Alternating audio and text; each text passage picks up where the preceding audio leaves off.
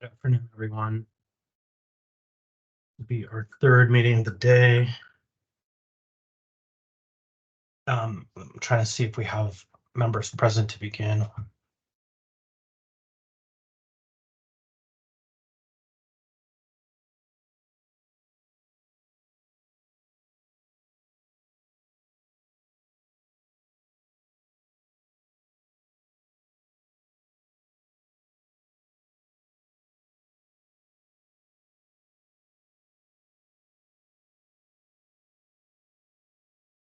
Wait for Ms. Zalatel. Oh, wait, Seymour. There we go. 1, 2.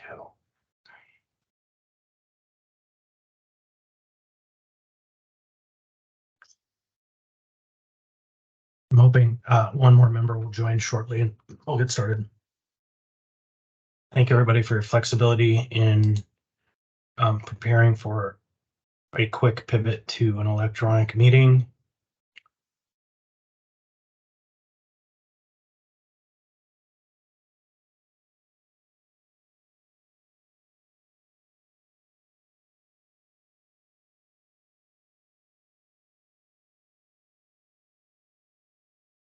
Hesitate to wait any longer, even though we don't have a number of members here. So I'm going to call us to order.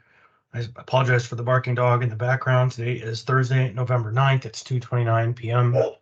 This is a work session on AO 2023-108, amending AMC Title 7 relating to construction manager, general contractor procurement processes. Madam Clerk, would you please call a roll for us? Yes, I see Mr. Myers is on. I do not Yes, see. ma'am. I am here. Perfect. I do not see Mr. Martinez at this point. Member Rivera, I've seen him on. Present. Correct. I do not see Member Bronga at this time. Member Johnson is here. Member Constant is here. Member Zalatel is here.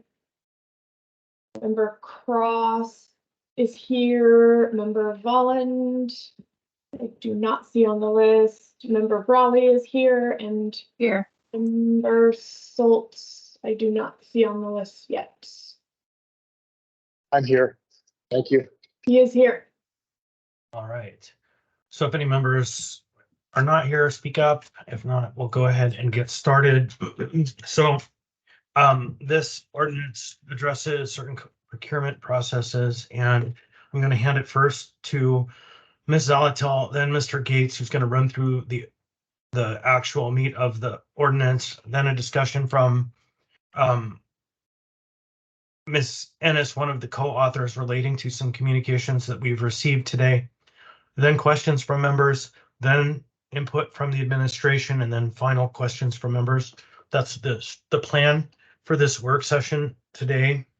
And I will note that the chat is not intended to be a place for any substantive content for the meeting. The chat does not get recorded into the permanent record. And so I would ask that you do put yourself into the chat to get in the queue so I can keep an orderly flow for the meeting and make sure everyone who asks to be heard is heard in the order that they ask and not missing anyone as best as possible. Raising your hand is not an effective tool for me because it's impossible for me to be able to tell who raised their hand in what order. So with that said, I am going to hand the reins briefly to Ms. Zalatel. Thank you, Mr. Chair. So this work session starts on a bit of a premise like the last work session and the last ordinance we looked at. It really is filling what I think is a donut hole in the code as procurement process has shifted and changed over time to this CMGC process. For me, and why I was very interested in co-sponsoring this ordinance and working on it, is the CM process is a process that is often under the threshold that we have any involvement in. And then what lands on our dais is a contract amendment for millions and millions of dollars.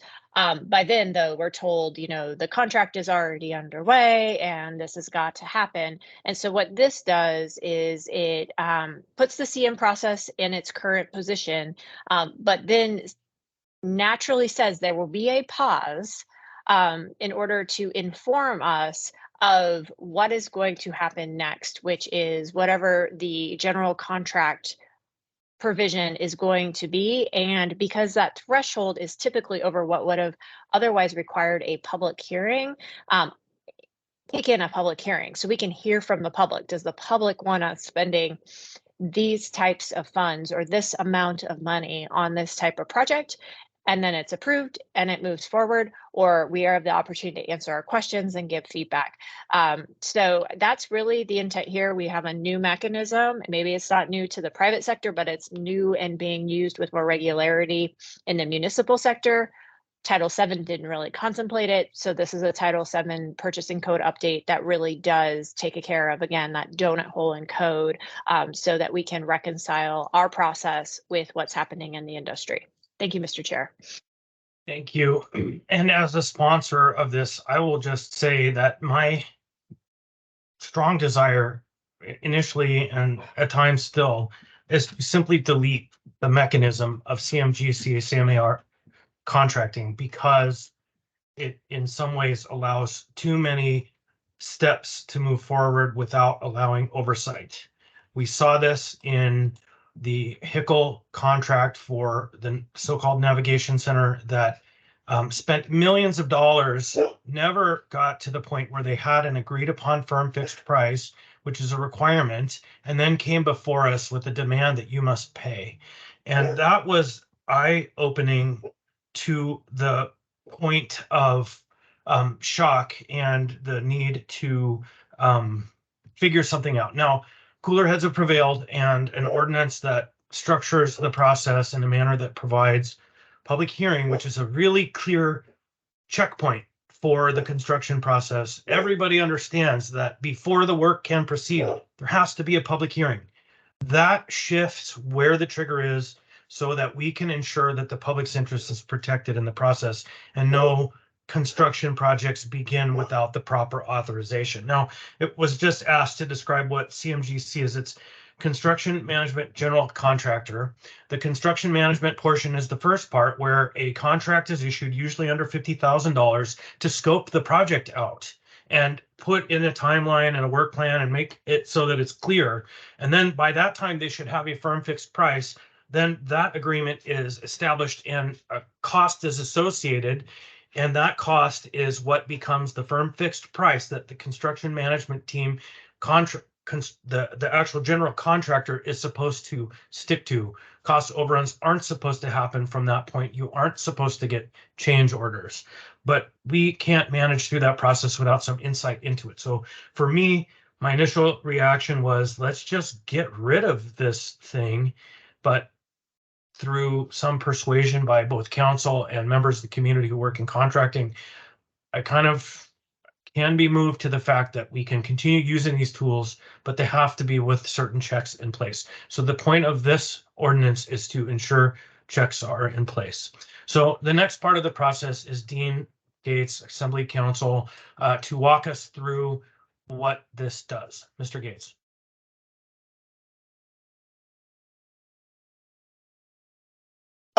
Thank you, Mr. Constant.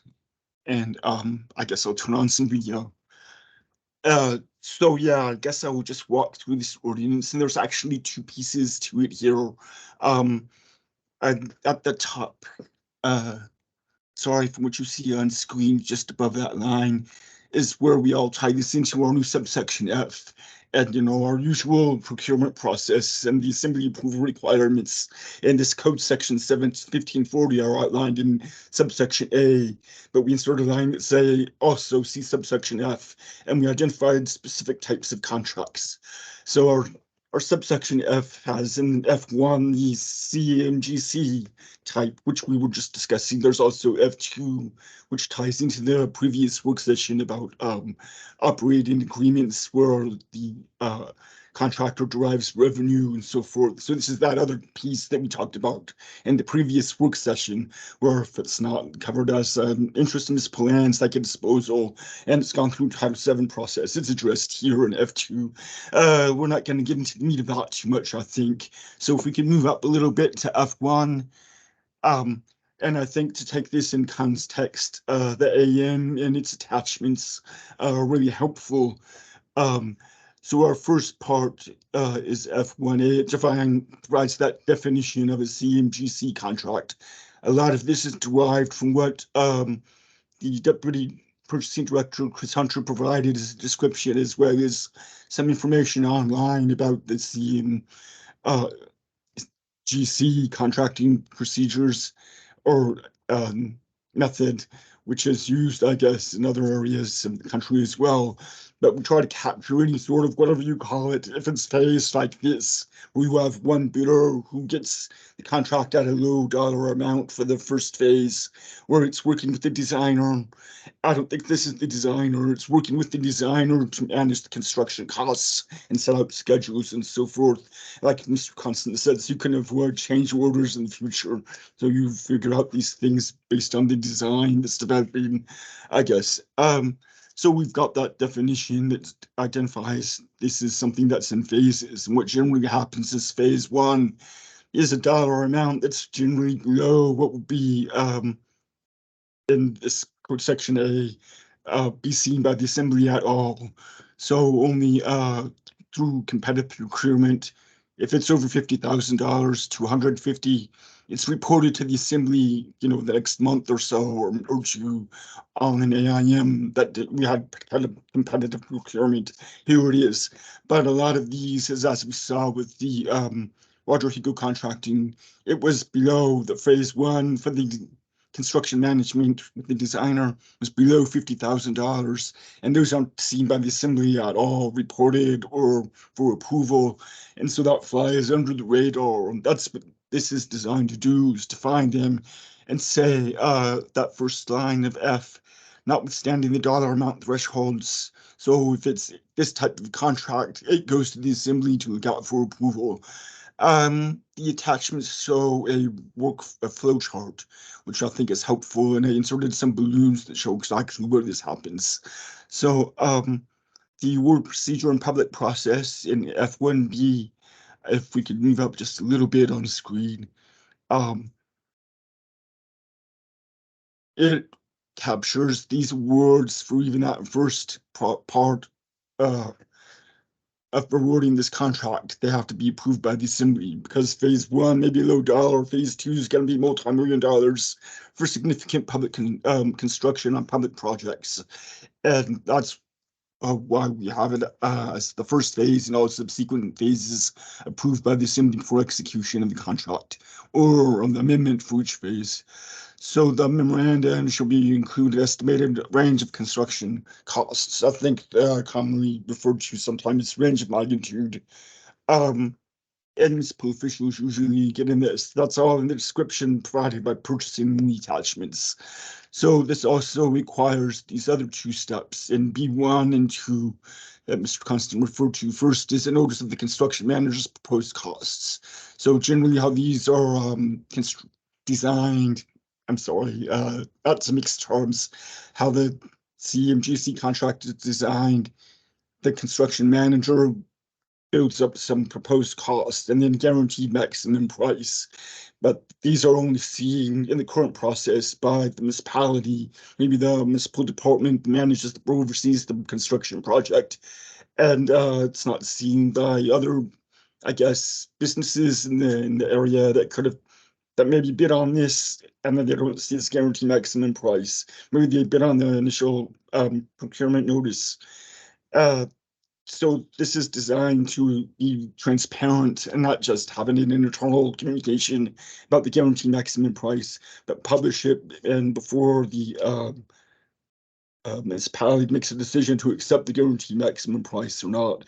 But there's, of course, a little advantage to the contractor that won this construction management contract. They get guaranteed maximum price and they become the contractor who actually does the $1 million construction, right? And this just gives some transparency in that midpoint between this phase, construction management, and the actual construction phase.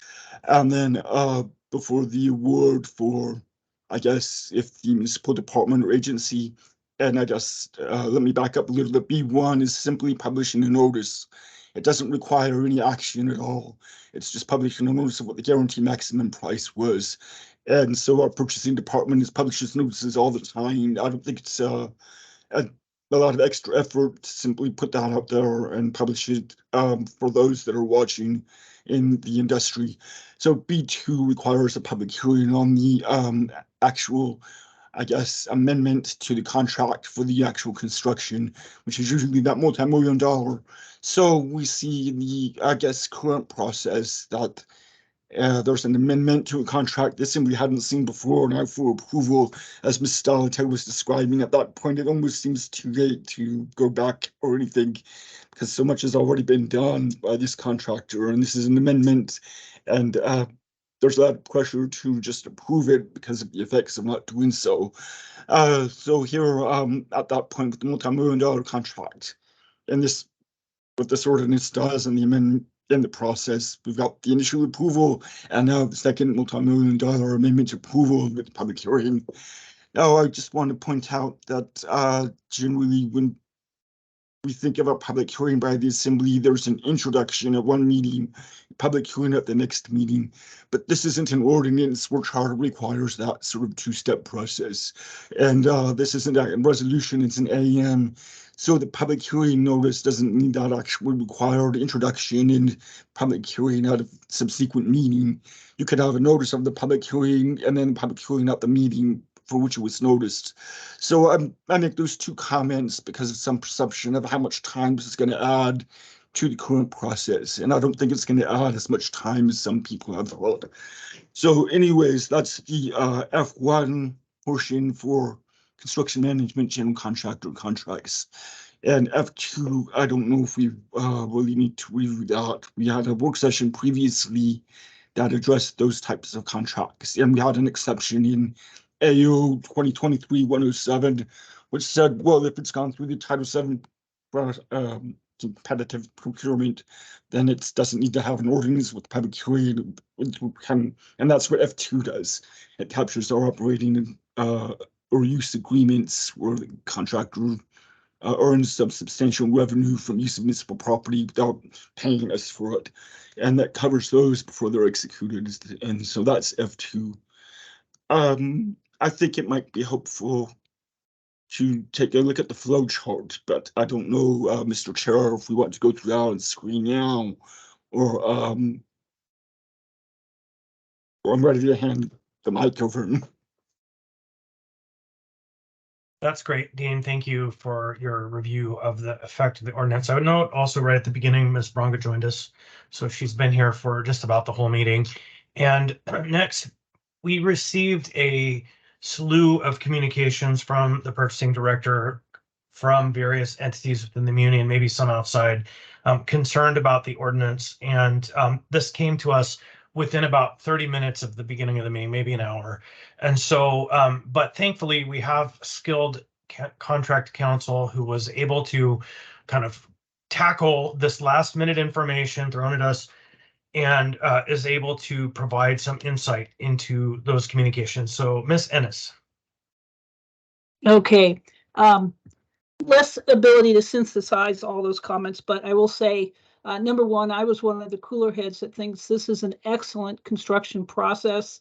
The municipality does not want to lose it as a tool. Secondly, however, I thought Dean did a good job of introducing it. The real issue is time. If you look at almost all the comments, that's really the objection. And the assembly is not trying to in any way change the overall process. It's just trying to interject some assembly and public approval into the process. And so I think it would be helpful if Dean would go through his flow chart, because as I came to understand it more as well, it's a lot less time than people are thinking. A lot of the comments are saying, well, this will add 4 weeks or 6 weeks. I don't think that's true, number one. And perhaps even if it did, it still merits some additional time. But my suggestion, Chair, would be to let Dean go through the flow chart. Mr. Gates, are you prepared for that, or can you walk us through that? Sure. I will do my best there. So this Exhibit B flowchart was actually provided from the the purchasing department. So everything in blue there that you see is their flow chart, which, you know, there's a lot there for this CMGC process. And the yellow balloons are what I've added to indicate, well, what this ordinance does and where it adds or changes something in the current flow chart process. So the first are, well, you see that starts, there's a process, they develop an RFP, it's a competitive procurement with an RFP, right? And there's maybe selecting based on scoring someone. And then recommendation of award where it says needs an AM. And at this point, well, if it's only over $150,000, it needs an AM. But this award is just for the first phase. And most of those, as we've learned in studying this process, are below $50,000. So 50,000 to 150,000 get reported. Under 50,000, we don't hear about it at all. So the first balloon there needs an AM. We changed that, so they will all need an AM. The AM can be on the consent agenda that you see on Tuesday nights, so they can be added to the addendum. You know, and if they do that, what does this add? If it's on the addendum, maybe 5-7 days. I don't know why you wait for that AM to be approved. So there's no answer to needing AM. And then it goes through after approval, as you see in the flow chart, and it continues on through our administration and their procedures proceed with the owner department. If you go to the next page. Dean, I would just want to be really clear. This is Construction managers. the CM part of the process. This is the construction management phase 1. Thanks. Go ahead. Absolutely. And so this starts the phase 2 general contractor sub-process. So it begins sort of in the middle of the left, and this is where the provide guarantee maximum price from that contractor is provided to the owner of the project and to evaluate whether they'll accept this price or not. But while they're validating the price, according to, I guess, the purchasing description, the process takes about 7 days while they decide whether or not. And so this balloon that's yellow just says publish it. So once you get the guaranteed maximum price, publish a notice of what it is, and then they can do their evaluation while it's out there before they decide to add it. And so I guess in my view that this maybe adds a little step for the purchasing department to do, but it doesn't add any additional time. You just publish it at the same point you receive the guaranteed maximum price, but there's no decision to be made otherwise. It just provides that transparency for what it was. So then I guess the price valid, and that's the owner of the project's decision. So going down, whether it's all accepted and they decide, then they create the AM for construction. And that's sort of at the bottom of the second column. That's where the general contractor amount really kicks in for the multi-million dollars for an amendment. And here it says, in addition to an AM, we want the public hearing. And again, this doesn't require an introduction at one meeting and a public hearing at a subsequent meeting. It can be published. There's a notice of a public hearing published and then held at the meeting, for next assembly meeting. So with that question of time, I think this could be shorter. Now, perhaps what I just described could be defined a little better on the ordinance. I mean, it's maybe not clear there, obviously, from the comments we got on it, but it is, I guess, legally permissible in the way I described. Okay. Is that okay, Mr. Constant?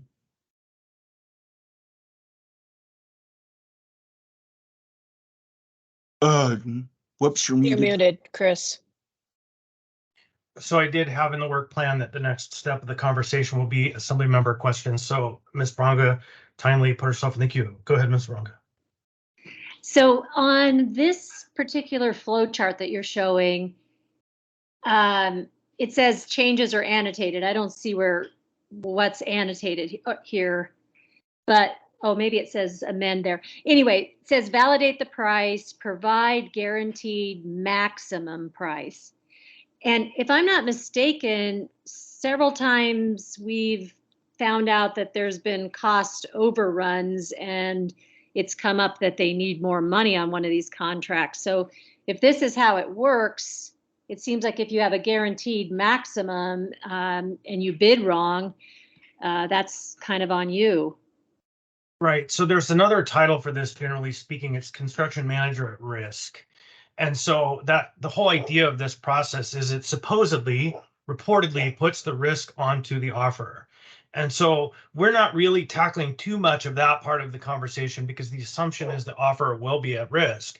What we're getting to is the process by which we go from a $25,000 or $35,000 contract awarded with the assembly never seeing it because it's under the threshold of a bid, to saying you must always put a memorandum in when you award one of these construction management general contractor processes contracts. So we will know there is one coming. And then we say, when you get to the maximum price, you must publish it. So everybody knows what the maximum price is. And then for the price, because we know it's millions of dollars generally, we are setting a public hearing so that the public has an opportunity to speak about the expenditure of millions of public dollars. Because what we've seen effectively is that the award is made, we never hear about it. And then the $1 million bid is before us or not, the work is on starting. There's no final price published. And we're moving forward in a process that we're then holding the bag, told if you don't pay this bill, you're going to get sued because they did the work for the muni. And so this whole process is to insert a public view into the CMCG process so that we no longer find ourselves in a position where we are holding the bag that we never had an opportunity to say no thank you to. Thanks for the clarification. Ms. Brawley and then Ms. Zalato. Yeah, thanks. I had two questions. One is maybe an observation, but I wondered if maybe purchasing could speak to it. So I understand that this is maybe a standard process that people use, but we're also dealing with public funds. And I'm just thinking about because we've heard a lot about in the home building world, for example, we have fewer contractors, and so price goes up when there's fewer people bidding on a contract. But what I'm looking at is if you've got somebody setting the construction costs, and saying here's how much it's going to cost, and then automatically they are the ones doing it. I just wonder if there's a problematic incentive in terms of inflation of cost, or really because the whole principle is that we're supposed to be looking at the lowest bidder. So I just wonder, how is that currently cared for in the process? So purchasing could speak to that, but if you look, I think it's on this slide or the previous slide. It might be on there we go, validate price. So there is a third-party estimator right there at the top line of the GC process. And so all prices are vetted by a third-party estimator. If purchasing wants to speak, that's great. Oh, I'm sorry. Chris, can you repeat what you just commented on? I'm sorry, Assembly Member Constant, you broke up a little bit on my end. The question from Ms. Brawley was, how do we ensure we're getting the best price? How does this not create an incentive to increase price? And my response before you was that there's a third-party estimator in the process, but you can speak specifically to that. Thank you. Through the chair to Assembly Member Brawley. There is this Teams makes me feel a little bit less formal, and I apologize for my behavior. Mr. Assemblyman Constant is correct. There is a third-party validator, and that third-party validator takes a look at the costs, and they would flag us if there were costs that were exceptionally large or not needed, or something that they felt was ballooned. And oftentimes when you do larger projects like this, lowest cost is not what you're looking for. For example, if we were going after just lowest cost for the port, what we might end up with may not be what we actually need and what's beneficial. Does that help, or am I missing? Yeah. Okay. No, and I appreciate that. I know from a professional services standpoint, it's also, yeah, you want good value for your money, and cost is just one factor of that. Yeah, and to add to that, when the requesting departments put out an RFP, they go through with our municipal experts, our employees, to determine what specifications are needed and what the best practices are. And when they determine those items are input into the RFPs.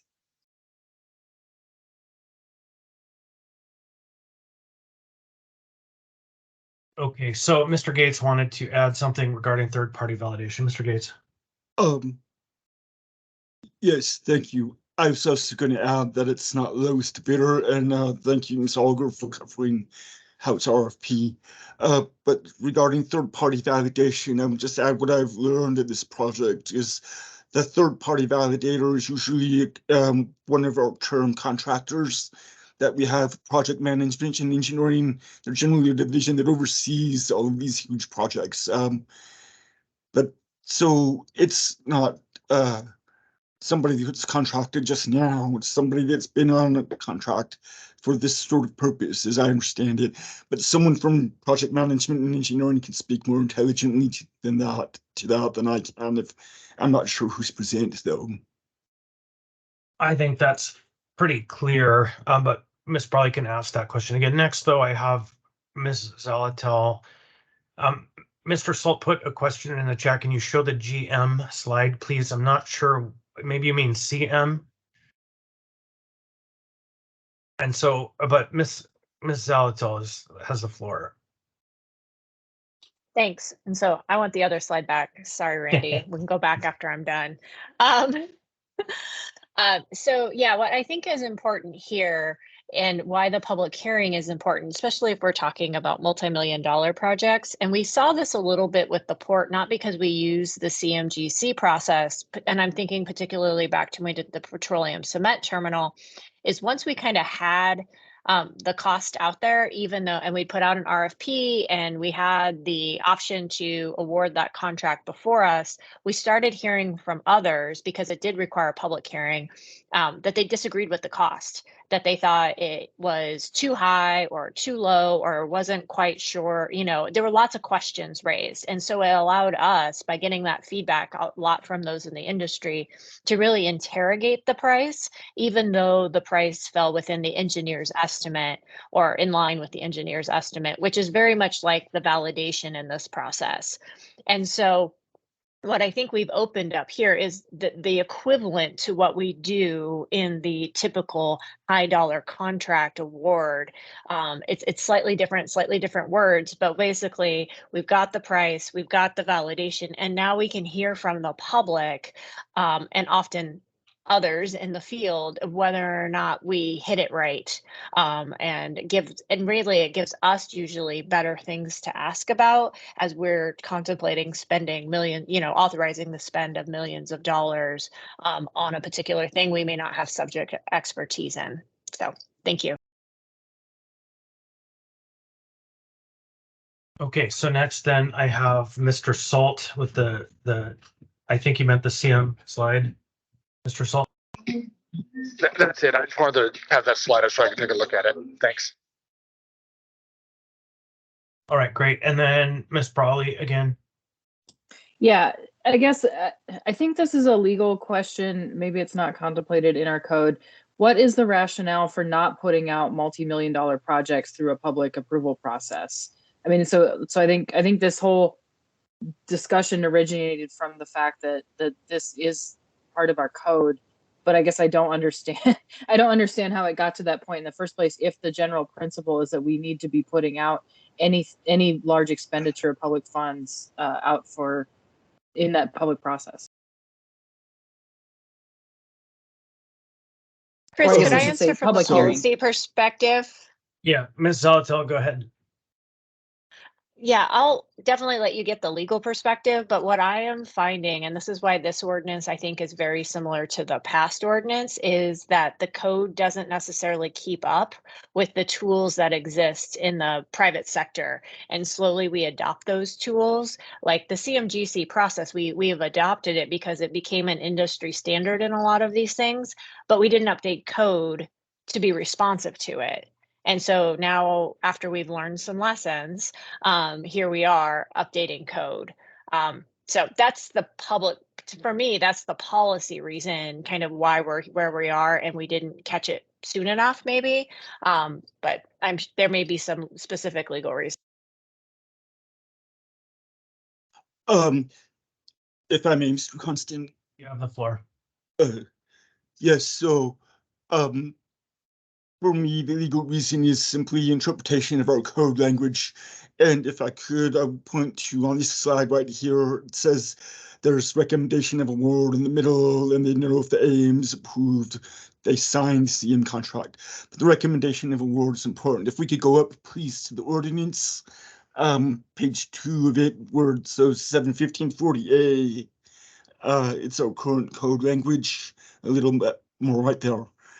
And so right here at line 15 to 16, this phrase, whereby the municipality is obligated to pay more than, and then it has these dollar amounts for the procedures. So when that first part, the CM process, and there's a recommendation for award, the only obligation to pay is for phase 1. You know, there's no obligation to pay for phase 2 yet. That happens later by an amendment. And so that's why, that's the threshold where this flies under the radar, where the construction manager of phase 1 is below, well, here it would say 150,000 for competitive procedures, you know, and that's where it requires assembly approval. So next at the paragraph at the bottom of subsection A, it's reporting. If there are 50,000 competitive procedures reported, if there are 50,000 to 150. And so when you say, why do these multi-million-dollar contracts don't have a public process? They do, except there's no obligation to pay yet for more than whatever was awarded, which is usually below the 50,000 threshold. And so we have another code section 71580, which is amendments to contracts that require assembly approval, and that has some thresholds where the original amount and the amendment is to increase it by X dollars, where usually our phase 2 construction is millions, so it's way beyond the original 50,000 or less. Then it comes to the assembly at that point much later, after we've gone through this flow chart and are at the tail end of it, or beginning the construction phase. So I hope that helps. I would add there's a slight note there at the bottom that might seem in contradiction to this idea that we'll always see the AM for the CMGC. There's a line, it says, and no later than a month after award.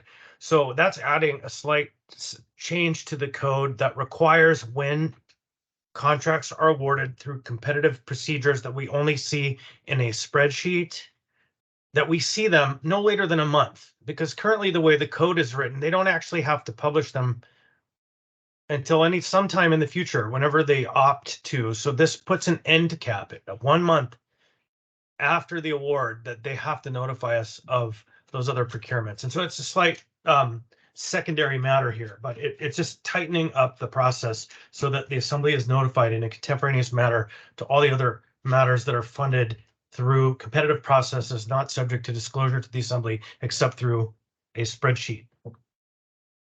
Yeah, Mr. Chair. Yep. This is Anna. Just briefly, I wanted to clarify too. I said no public process, and that was incorrect. I should have said no public hearing is what I meant. So I didn't want to imply that we don't use a public process for our procurement. Thanks. Okay, so now it's a natural. Ms. Elger put herself in the queue. Said, "Oh, go ahead, Mr. Gates. Go ahead." If I may, yeah, just with respect to what Ms. Briley said, currently all these contract approvals by AM, none of them really require a public hearing. Some require an AM of their own or reported by AIM. And so that's something new added here is public hearing for these huge construction projects.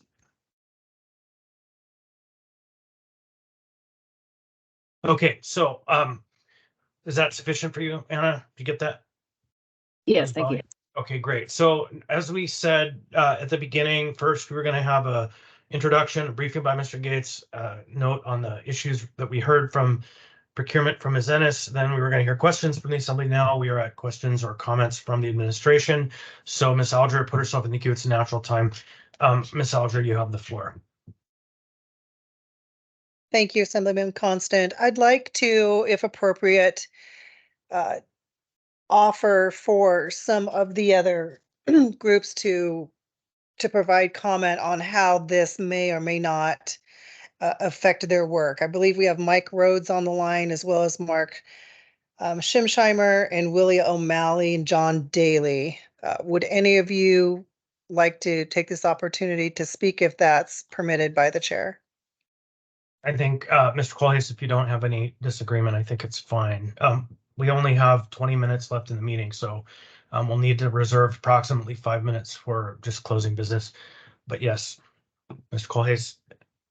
I had a question, but I can hold and we'll listen to the people who know more than me. Thank you, Chair. All right, so go ahead. Ms. Zalatil asked for all of those MOA departments, and I think at least one we know AWU, and the other one's probably us. So Ms. Alger, if you want to kind of ask folks so we know who is on the record. Okay. Mike Rhodes from SWS, are you on the call? Okay. Mark Schimsheimer from AWU, are you on the call? Yes, I am. Would you like to provide some testimony? I really want to turn this over to James Armstrong, a project manager in our office who, along with Will O'Malley, has direct experience doing a CMAR contract. I would make note that CMAR contracts, design build contracts, which we call alternative project delivery methods, are not, generally speaking, the rule or the norm. Our general normal approach to project delivery is design, bid, build. That's the primary industry standard for delivering projects. But as projects get more and more complex, where the designers cannot contemplate all the permutations, we start to move into the design, build, and the CMAR, CMGC style contracts. But those are very unique in nature. They're a good tool to have, but they are a minor part of what we do. But I'll turn it over to James. He has a couple of comments regarding his experience on CMGC. Thank you, Mark. So this is James Armstrong. I'm a project manager with Anchorage Water and Wastewater Utility. I'm currently involved with 2 GMC contracts. Actually, I use the terminology CMAR, Construction Manager at Risk. So one of the questions I had in the email that I'd like to bring forward is this AO appears to be focusing on the GMGC side of the contract, but when you talk about getting surprised by construction costs, you should look at the design build contract mechanism, which is currently allowed under Title VII, because you don't see that cost until you're ready for award for a very large construction project. Where the GC process improves upon that is that we have a better opportunity to work with a contractor to sharpen our pencil and get that cost within a range, because they're working for us to lower the cost of the project so that it's more affordable, and to work with some of the design issues that are there. But I'm just talking about benefits of the CMAR contract. The other thing that was brought up in the meeting that I'd like to speak to is the time addition. As a project manager from our side, to get something to purchasing for publication can be up to 2 to 3 weeks, just because of the signature process to get through. Then it has to get published, and that's 7 days there. So it does add a bit more time. That's always manageable because we always hit bumps in our projects that do delay projects and that kind of thing. But it's just, it seems to be singularly focused on this type of contract. And maybe some additional thought should be, like on the design build. And Mr. Daly with the port, he works with a couple of different contract mechanisms that aren't addressed by this AO that could also, have those same sort of impacts to the assembly about being surprised about costs like design build and GMGC and CMAR. Thank you. All right. There are many things I would like to say about that, but I'll simply say that to your point, we should look at the other sections of Title VII. I can assure you we will. Thank you. Other members want to speak, or Ms. Alger, you want to identify anyone else who wishes to provide input to the assembly? Thank you, Chair. I don't believe that there's anybody else on the list. I think they've been identified. And I just wanted to give them an opportunity. Thank you. Thank you. And so for members' interest, the purchasing director sent out a stack of communications to us, and within that are a number of good reads if you want related to this topic, so you can see the perspectives of some of those people who didn't have the opportunity to come and testify. And I will kind of, I don't know if apologize is the right word, but say, I'm sorry we couldn't make it happen. The manager asked us to delay these work sessions because of the weather and the lack of people being able to get into the room, and so we don't have the bandwidth right now to cancel work sessions. And so we did proceed. And so we might hear from others who weren't heard from today, either through email or if something extraordinary comes our way during the public hearing, a delay in another work session. And so with that said, Mr. Colhase was the next in the queue. Thank you, Mr. Chair. Let's see if I remember my question. I think it was, does this ordinance, I read it, but it's been a bit. Does this ordinance change the public hearing requirements for a standard design bid build project where we're just going out for an IFB? I don't know that I've even heard of an IFB. Invitation for bid. It's the standard we ITB. ITB, IFB, Okay. yes, yep. Okay, good. Well, the acronym salad, it's hard Yep. to keep track of these things. And so, okay, ITB. I don't want to answer off the cuff, but I don't think we touched at all on the ITB process in this code update proposal. Thank you. Other than to say for awards between the 50 and 150,000, they have to be on the next month's spreadsheet. Mr. Gates, you want to correct anything I misstated or alternative perspective?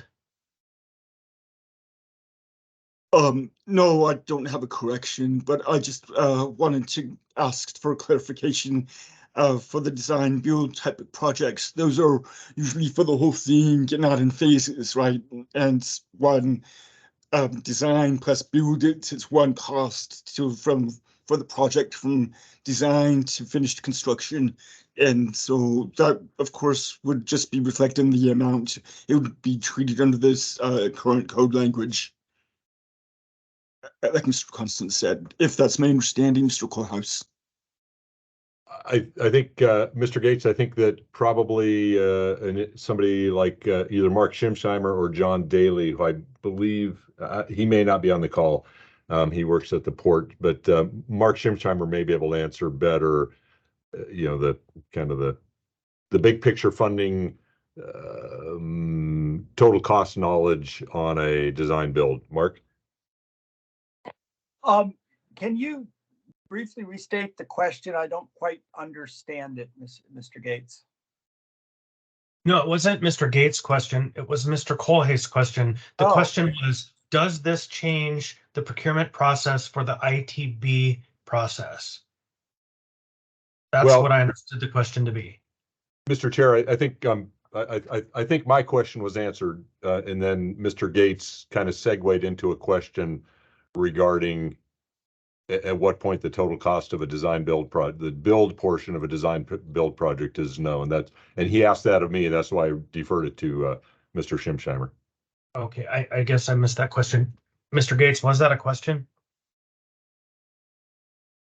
It was sort of a question to make sure I understood what was meant by design build ITB.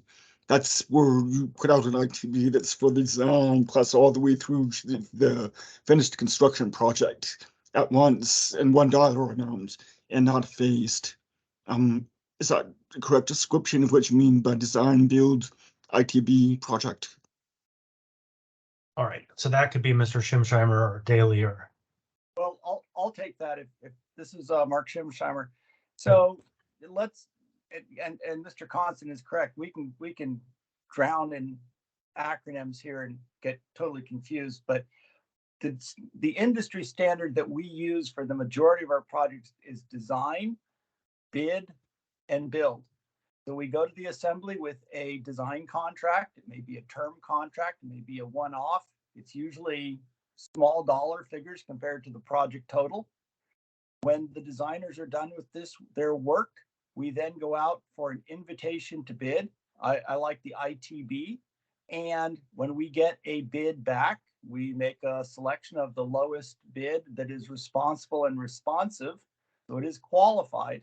We bring that to the assembly for approval because generally speaking, that breaks all the thresholds for approval. Only at the time that we bring it to the assembly do we really have an idea of what this project is going to cost. We do have engineers' estimates when we prepare ITBs to go out on the street, but you know, that's a swag, but you really have a real number when they come back. Now, we are under no obligation to contract with anyone if we don't like the number, and frequently we don't. So we take a number we like and find fair and reasonable to the assembly. They approve it, and we're off and running. Under a design build, which is not something that we use a lot, but both at A or at the Muni, you really have to have a big ballpark number known up front. So if you're going to do a $30 million contract, you better be saying this is upwards of 30. The design phase, which will actually help cement your number, will be a small dollar figure, but you'll have contracted for a much larger number. So you need to know that number in a ballpark sense up front. On the design, bid, build, it's always nice, but you don't want to hold anybody to these numbers because it's usually really, I mean, you could be plus or minus 100% level 4 cost estimates. So you really want to get down the road a ways with your design before you start running around with any solid numbers. So to answer Mr. Gates's question, each delivery method has a different schedule of producing total project costs, and each number comes with a different risk profile. So, okay, I think we are far afield now from the matter at hand, which is the CMCG contract. And we're running out of time. Mr. Colhase, I'm sorry you had to run because you had a question. I don't know if you're still there, if you had to leave. You're gone. Okay, you're gone. So Ms. Zalatel, and then we will wrap up. Yeah, I was gonna pretty much say what you were gonna say. I think we're running a little far afield. We've done design build under the current code without problem. That's not where we're running into this donut hole. This is the CMGC. And so this is just one other tool to provide for these often big capital projects, but still ensure that we meet the public hearing requirements that traditionally go along with such big projects. And I want to make sure we don't think that this is something that interferes with those other processes that already work, because it doesn't substantially change those things. Right, and so I'll put a cap on this just to say, again, where this project started was when there was a contract that was offered for less than 50,000 that then was multiplied by 100. The construction began, and we never heard anything about it until someone raised a concern. And so what we need to do as a body is open up the process at key touch points so that the public is protected from contracts being offered that were never authorized. It is the Assembly's prerogative to authorize such contracts. We have to do our duty. And so this simply opens an aperture at the key points when we're multiplying authorized contracts times 100 or 200 to get to a construction project. So, Ms. Alger, you want last word? Oh, she said disregard. Okay, so we will have this item before us at our meeting on the 21st. We'll still be open to hear from contractors in the community. There is a public hearing that is scheduled, so the public will be having an opportunity to come tell us how bad or good this idea is, or nothing at all. And with that, if there's no one else, I would adjourn us, and we'll be back shortly. Thank you, everybody.